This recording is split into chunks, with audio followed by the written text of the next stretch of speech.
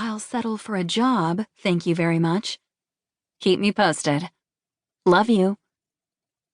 Her heart swelled. Through thick and thin, Ridley was her backup, her support system, and the person she trusted most in the whole world. Her parents were great too, very attentive and protective, but it was her sister who best understood her. It didn't matter that Ridley lived a very different lifestyle, or that their goals in life were so different. Phoenix loved working with her hands, staying busy, and took satisfaction from a job well done. Ridley enjoyed seeing the world, traveling nearly non-stop to posh destinations, had an exquisite flair for the latest fashions, and detested being messy in any way. Different, but still best friends through and through. Phoenix signed off in her usual way. Love you too. Bye.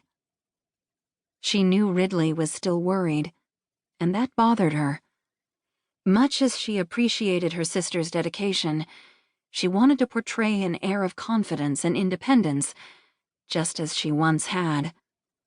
She didn't like being weak, and she didn't like allowing others to impact her life, yet both had happened. This was her chance to get back to being a strong, capable woman. If all went well, today would be a start toward reaching that goal. Taking her time, Phoenix strode through the grounds, familiarizing herself on her way to the lake. She really wanted to explore the woods and the small, quaint cabins where she would live. More than that, though, she wanted to be at the lake when Cooper Cochran arrived. She wouldn't be late, wouldn't be nervous, and wouldn't screw up her fresh start. Unfortunately, just as she rounded a play area filled with swings and slides, she saw the lone figure standing along the sandy shore, a fishing rod in hand. Was that Cochran? Good Lord, he was big, and impressively built too, with wide, hard shoulders and muscular thighs. She hated to admit it, but that could be a problem for her. After all, she'd learned the hard way, on a very basic level, that big men were also powerful men. Pausing to stare, she pressed a hand to her stomach to quell the nervous butterflies taking flight at the sight of him. The sunrise gilded his messy, sandy brown hair. As he reeled in his line, then cast it out again, muscles flexed beneath a dark pullover with the sleeves pushed up to his elbows, showing taut forearms and thick wrists dusted with hair. Worn denim hugged his long legs. He seemed to stand nearly a half-foot taller than her 5 feet 4 inches. God, how she'd prayed he'd be a smaller, less imposing man. Finding information on the resort had been easy.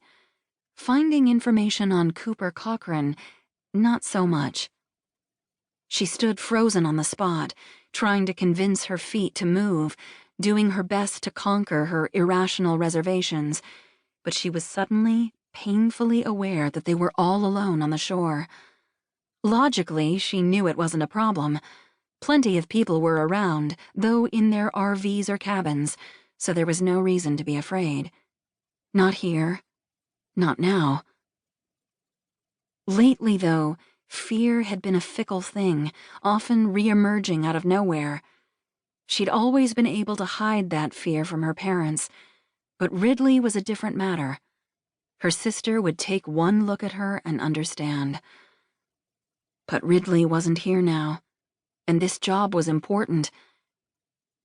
As if he'd known she was there all along, he glanced over his shoulder at her. Reflective sunglasses hid his eyes, and yet she felt his scrutiny and a touch of surprise.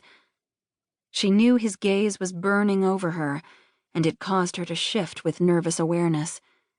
She guessed him to be in his mid-30s, maybe 9 or 10 years older than her.